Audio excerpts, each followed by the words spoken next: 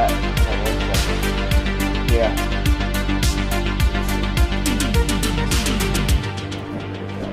I had it running on none, so defaults to none. So it should connect here in a second.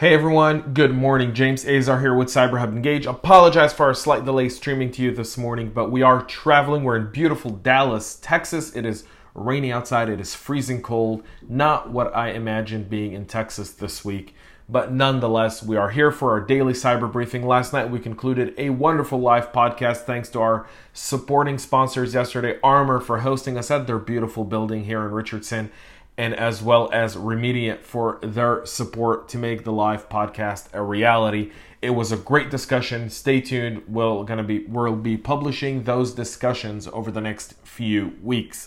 Today's Wednesday, February 5th, 2020, and here are some of our headlines for today's daily cyber briefing. Deliveries stranded across Australia as toll confirms a ransomware attack. Irish watchdog launches Google, Tinder, GDPR data processing probe. Twitter warns API flaw abuse may have unmasked users, and Bitbucket abused to infect 500,000+ hosts with a malware cocktail. And now for your daily cyber briefing, brought to you by our friends at CyberHub USA. Go to cyberhubusa.co for all their services, including virtual CISO needs, auditing and cyber program development, and so much more, including cyber awareness training and just being good people. Go to cyberhubusa.co for more information.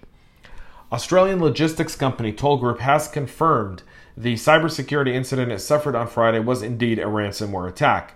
In a statement, the company said, "We can confirm the cybersecurity incident is due to a targeted ransomware attack, which led to our decision to immediately isolate and disable some systems in order to limit the spread of the attack."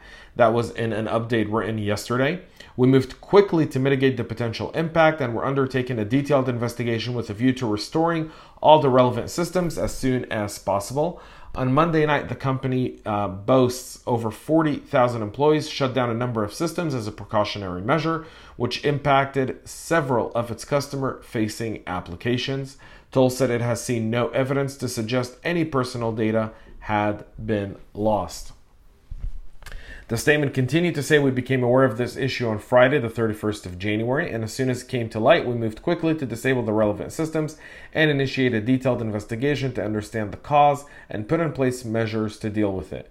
We're continuing to undertake a thorough investigation, and we're working around the clock to restore normal services at the earliest opportunity. We'll continue to provide updates as we securely bring our systems back online." The incident has resulted in tolls reverting to manual processes to clear the backlog of undelivered goods the ransomware attack has caused. Where parcels are concerned, Toll said its processing centers are continuing to operate pickup, processing, and dispatch functions, albeit at a reduced speed in several cases. The update also confirms that many of Toll's customers are able to get access to its services across large parts of the network globally, including freight, parcels, warehousing, and logistics and forwarding operation, and that its backlog is returning to usual levels with increased staff helping ease the load. They had a good incident response plan in place. From some of the stuff I've seen, I haven't spoken to anyone at Toll to bring this from a direct point of view or knowledge. It seems like they were ready to do this. They had a business continuity plan, which is very, very important for us cybersecurity practitioners, is to not only have a cybersecurity incident response plan, but a business continuity plan, which they did. And so the impact on this, while it took them a few days, it only took them a few days to recover. And so job well done by the guys at Toll. Keep fighting the good fight. We move to our next story, where Ireland's Data Protection Commission has launched separate investigations into how Google, and you guessed it, Tinder, process and manage user data. The DPC has received complaints across the EU in relation to how Google handles and processes location data, such as GPS datasets. The Irish watchdog, acting as lead supervisory authority for Google, said on Tuesday that the investigation relates to the legality of Google's processing of location data and the transparency surrounding the processing, end quote. The EU GDPR, which came into effect in May of 2018, and under their rules, companies that collect, store, or manage user information are held to strict standards and security requirements, which, by the way, are extremely, extremely vague.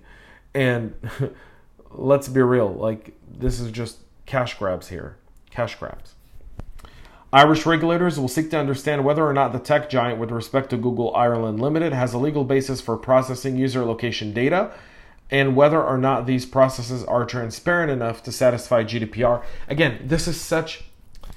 I know there's a lot of people out there and data privacy officers that will argue this point with me. Gladly debate this. Gladly debate this. GDPR is so vague. And GDPR is just so vague. And it allows the regulators to come in and investigate anything that they deem needed to be investigated, when in all reality, if GDPR was really about the people, it'd give the power to the people. But that's not the case. And so the DPC has also launched an inquiry into Match Technology Services, the parent company of Tinder, in relation to how the firm processes the personal data of users. According to the regulator, a statutory an inquiry will investigate how user data is processed, whether or not transparency requirements under GDPR have been met, and if Match is meeting its obligation when it comes to data subjects' requests and rights. Match has said they'll fully cooperate and continue to abide by GDPR and all other applicable laws. The Norwegian Consumer Council suggested that Tinder, Grindr, OkCupid, and other dating services are gathering highly sensitive information from users, including sexual preferences, precise locations, and online activity logs, and handing over this information to third party for the purpose of targeted advertising. That may be the case. Again, if it's under terms and conditions and people agree to it, I don't see why they are getting involved in this. If you really want a law to empower the people and protect the people, give the power to the people. Make terms and conditions simpler. Make companies that want to sell someone's data have to inform them and get that person's consent to sell that data. Not once, but every time.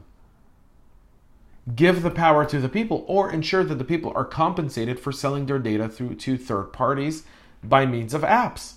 If these companies are making billions and billions and billions of dollars, why can't that money go back to the people whose data is being used to target to begin with? Just saying.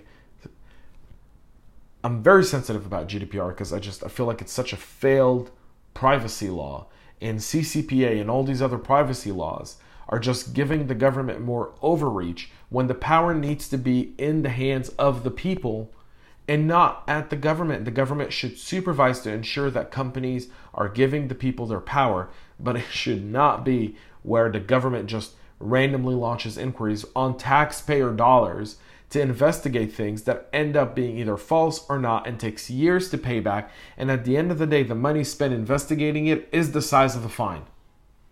And it's done nothing to protect the taxpayers at all. We'll move to our next story, where a Twitter API could have enabled outsiders to match users' phone numbers to their corresponding accounts and potentially unmask anonymous users on the social media site. Twitter says the flaw has now been fixed, but not before at least one large-scale effort exploited it, and any resulting impact on user remains unclear. The problem was first reported by TechCrunch on December 24th of 2019, where researcher Ibrahim Balik found the Twitter API for Android would accept mass numbers of phone numbers through its contact upload feature. Over 2 months, Balik matched 17 million phone numbers to users in Israel, Turkey, Iran, Greece, Armenia, France, and Germany, TechCrunch reported. On Monday, Twitter said it became aware of activity on December 24th involving someone using a large network of bogus accounts to exploit the API. Balik, however, apparently wasn't the only one to have found the enumeration flaw. In fact, it may have been abused by state-sponsored actors as well, according to Twitter.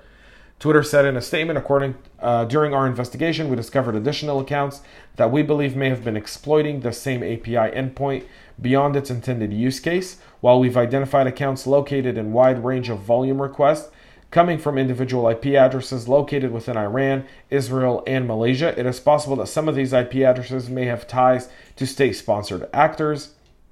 We are disclosing out of an abundance of caution and as a matter of principle. People who do not have this setting enabled or do not have a phone number associated with their account were not exposed to this vulnerability, according to Twitter. The API is intended to help a new Twitter user more easily locate any friends that are already in their contact list. Still, many users who wanted better account security have likely given their phone numbers to Twitter for two-factor authentication as well. Until November of 2019, Twitter required users to supply a phone number in order to use two-step verification. That was required even if someone opted to use a code-generated app. It's possible that some of these IP addresses may have ties to state-sponsored actors. We're disclosing this out of an abundance of caution, according to Twitter. Before the changes, thanks to the changes Twitter made in November of 2019, users can now remove their phone numbers from their account settings if they've already set up out of a banned code generator, but the API vulnerability could still have an impact on users who run anonymous Twitter accounts. Twitter has apologized for the flaw and said that they are protecting the privacy and safety, I'm paraphrasing here, of the people who use Twitter, and that's their number one priority. That's for Twitter. We'll end with our last story of the day, and for those of us here that are particular Microsoft fans, we may want to pay closer attention to this. Attackers are abusing the Bitbucket code hosting service to store 7 types of malware threats used in an ongoing campaign that has already claimed more than 500,000 business computers across the world. Systems falling victims to this attack would get infected with multiple payloads that steal data mined for cryptocurrency and culminate with delivering a stop ransomware.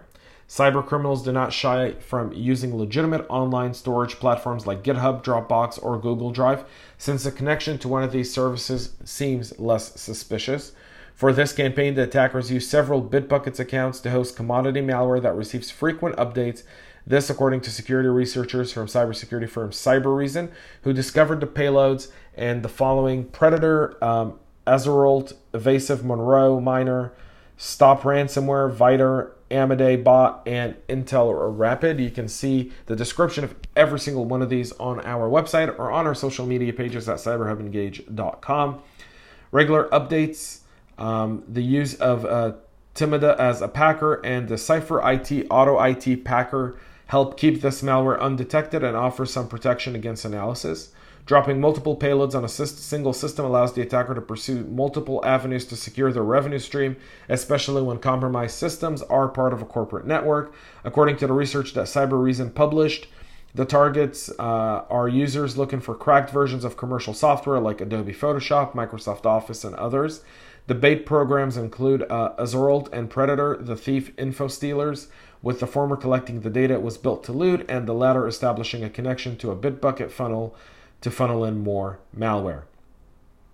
Looking at 3 Bitbucket repositories linked to each other by the same malware strains with the same names, the researcher noticed that sometimes the threat actors added updates as often as 3 hours. In some accounts, the download count for some of the malware was in the tens of thousands at a time.